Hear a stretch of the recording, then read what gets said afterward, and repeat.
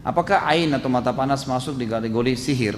Sebenarnya tidak dikatakan sihir kalau ain, penyakit lain. Karena sihir memang adanya interaksi antara si jin sama manusia menggunakan ilmu yang namanya sihir. Kalau ain itu lahirnya dari hasud, dari penyakit hati.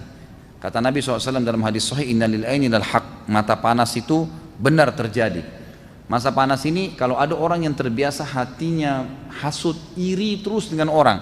Kalau orang punya mobil, dia yang merasa terbebani, seakan-akan beban mobil yang 1 ton itu beban di pundaknya. Orang beli AC, dia yang kedinginan, gitu kan. Orang beli kulkas, dia yang kesakitan. Gimana? Tidak ada hubungannya sama dia. Terbiasa hasud. Allah kasih orang anak lucu, anaknya tidak, oh dia hasud lagi.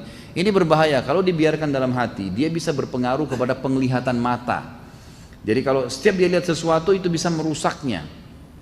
Makanya pernah ada sahabat yang lagi mandi. Kebetulan sahabat ini punya fisik yang masya Allah, kulitnya putih bersih, orangnya gagah sekali. Dan zaman dulu orang tidak punya WC atau kamar mandi di rumah. Mereka kalau mau mandi atau ke WC, termasuk Nabi SAW itu ke padang pasir, gitu kan?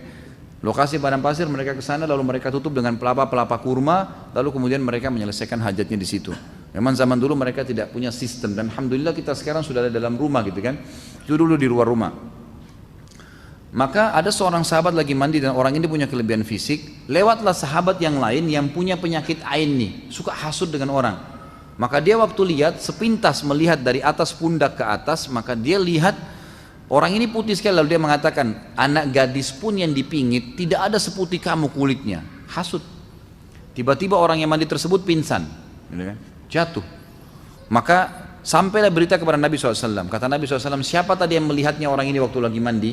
Dikatakan si fulan, dipanggil oleh Nabi SAW. Kata Nabi, halla barakta, tidakkah kau mengatakan Masya Allah, Tabarakallah, ini dengan kelebihan yang Allah kasih, semoga Allah berkahi. Maka orang itu pun terdiam. Lalu kata Nabi SAW, berwudulah, disuruh wudu, lalu air wudunya disiramkan ke orang yang kena ain tadi, gitu kan? Waktu kena air maka dia bangun tiba-tiba. Nah ini ain, dia menyerupai sihir tapi sebenarnya bukan sihir. Dia bukan sihir, dia memang kena hasud seseorang. Dan cara pengobatannya juga dengan ruqyah. Ain juga di ruqyah, dibacain ayat. Paling efektif kalau ditahu siapa yang menghasutnya, siapa orang yang tidak nyaman sama dia itu, disuruh wudu, air wudunya dipakai mandi. Sebagaimana tadi Nabi SAW praktikkan kepada sahabat ini, gitu kan. Tapi dia bukan bagian dari sihir yang saya tahu.